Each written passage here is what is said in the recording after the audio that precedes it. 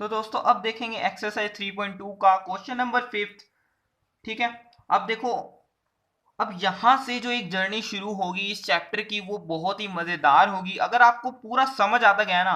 और जरूरी भी है आपके लिए समझना, एक एक चीज को आराम से बैठ के देखना, ऑब्जर्व करना।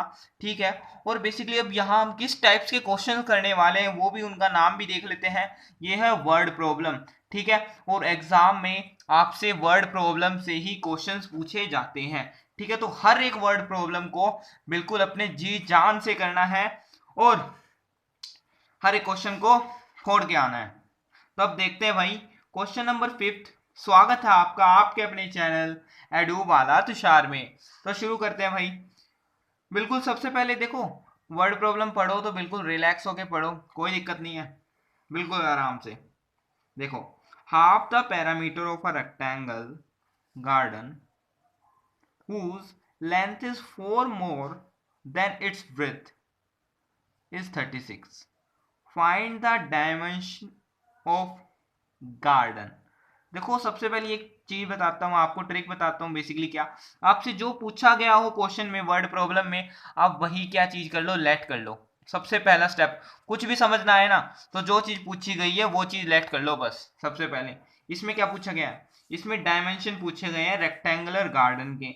रेक्टेंगुलर गार्डन यानी कि कोई लेंथ होगी और ब्रेथ होगी, तो आपको क्या करना है, लेंथ और ब्रेथ लेट कर लो।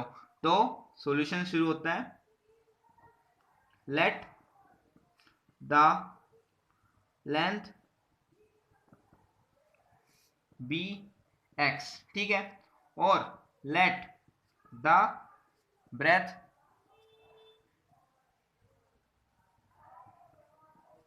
B Y.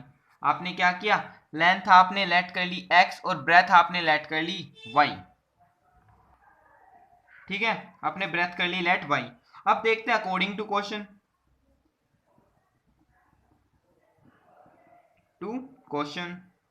ठीक है, चलो शुरू करते हैं। अब बिल्कुल ध्यान से, बिल्कुल काल्म नहीं पढ़ना। देखो, half the parameter of a rectangular garden, यानी कि आपको समझ आ रहा है कि ये कुछ पैरामीटर दे रखा है और वो पैरामीटर हमारा 36 है। देखो, दो स्टेटमेंट है, half the parameter of rectangular garden whose length is 4 more than its width. सबसे पहले इस पे फोकस करते हैं, whose length is 4 more than its width. देखो, यानी कि लेंथ हमारी क्या है, हमने लेट की है एक्स, तो एक्स। ठीक है, whose length is 4 more than, यानी कि 4 गुना ज्यादा है, 4 ज्यादा है किससे, ब्रेथ से यानी कि विड्थ से। यानी कि इसमें 4 ऐड हो जाएगा, यानी कि ब्रेथ में हमारा 4 ऐड हो जाएगा। सिंपल, ये हमारी होगी पहली इक्वेशन। सिंपल यही करना है। अब देखते हैं दूसरी इक्वेशन। अब देखो, इसने यहाँ हाफ द पैरामीटर, अब पैरामीटर का इसने यहाँ जिक्र कर दिया तो आपको पैरामीटर का यहाँ फॉर्मूला भी पता होना चाहिए। ठीक है, तो पैरामीटर का फॉर्मूला क्या होता है, पैरामीटर ऑफ रेक्टेंगल का फॉर्मूला क्या होता है, 2 लेंथ प्लस ब्रेथ। ठीक है, अब लेंथ आपको पता है, यहाँ एक्स हमारी हम लेट कर रखी है और ब्रेथ हमारी क्या है, वाई है। तो अब देखते हैं, देखो, half the parameter of a rectangular garden, यानी कि जो ये था पैरामीटर था 2x प्लस वाई, उसका हाफ, यानी कि उसको हमने डिवाइड कर दिया, मल्टीप्लाई कर दिया हाफ से, यानी कि उसका half half is equals to 36 metre, is equals to 36 metre. ठीक है, आई बात समझ में, यानी कि half the parameter of rectangular garden is 36, half the parameter of rectangular garden is 36। अब ये आ गई हमारी second equation, x plus y equals to 36। ये हमारी आ गई सेकंड इक्वेशन। अब देखो, अब क्या करना, हमें ये डायमेंशन निकालना है, यानी कि हमें क्या निकालना है, x और y की वैल्यू निकालना। और मैंने आपको कहा था पहले भी, x और y की वैल्यू तब भी निकालनी हो तो आपको यानी कि सॉल्यूशन निकालना है। अब देखो, सॉल्यूशन निकालने के हमारे पास क्या मेथड्स हैं, सॉल्यूशन निकालने के पास हमारे पास दो मेथड है, ग्राफिकली और एल्जेब्रिकली। एल्जेब्रिकली तो अब तक हमने पढ़ा नहीं है, अगली एक्सरसाइज में पढ़ने वाले हैं, तो हमारे पास सिर्फ एक चारा है ग्राफिकली। तो अब चलो हम इनके सॉल्यूशंस है वो ग्राफिकली निकालते हैं, यानी कि एक्स और वाई की वैल्यू। अब चलो क्या करना है हमें, सिंपली क्या है, मैंने इक्वेशंस को नीचे राइट डाउन कर लिया, मैंने ग्राफ बना लिया और कुछ नहीं किया।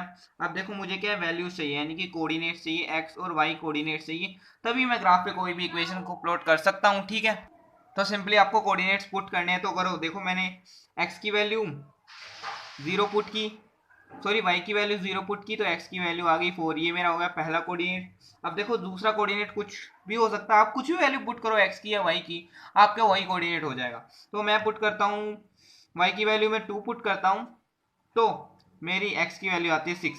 सिंपली मैं इस इक्वेशन में पुट कर रहा हूँ y की वैल्यू 2, देखो मैंने 2 पुट किया, तो 2 + 4 = 6, यानी कि x की वैल्यू आ गई 6।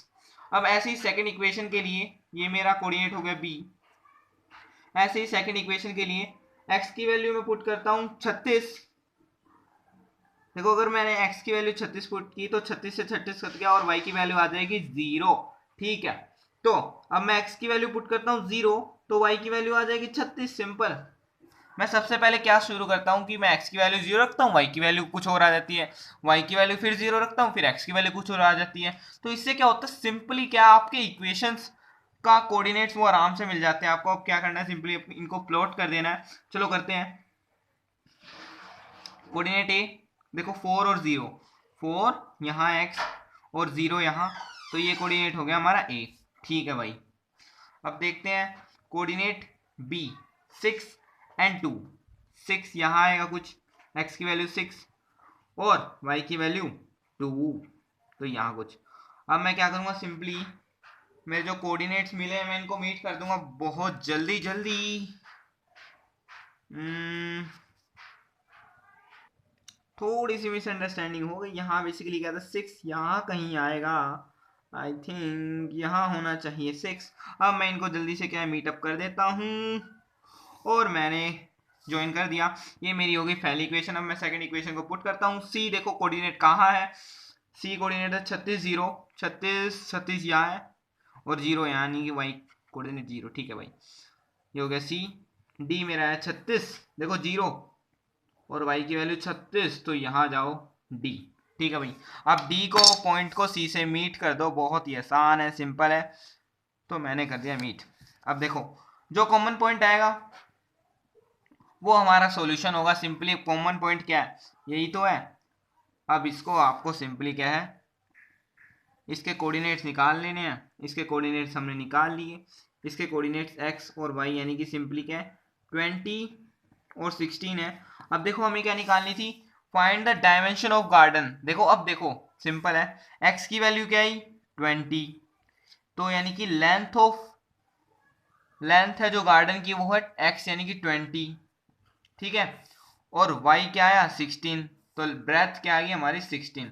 तो अब सिंपली आपको क्या लास्ट में एक लाइन लिखनी है, और ये लाइन जरूर लिखनी होती है, इसके मार्क्स आपको मिलते ही मिलते हैं। तो अब देखते हैं क्या लिखना है, कि कंक्लूजन लाइन है जो आपका आंसर है वो लिख दो, length of garden is 20 metre. ठीक है, और length of garden, sorry breadth है, यानी कि विड्थ कह लो, जो क्वेश्चन में दे रखा था width of garden is 16 metre. अब मैं आपको एक और चीज बताने जा रहा हूं, बहुत ही सिंपल है। देखो जो मैंने 1 यूनिट लिखा इक्वल्स टू 4 मीटर, सिंपली ये क्या था कि हमने जो 0 से 4 मीटर तक गए, यानी कि हर एक में 4 मीटर्स का गैप था। सिंपली ये लिखना जरूरी भी होता है, क्योंकि अगर आप कुछ अलग करते हो तो आपको शो करनी होती है एग्जाम के लिए, एग्जामिनर को बताने के लिए। अगर आपको ये, चलो भाई कुछ नहीं, बाय बाय, थैंक्स।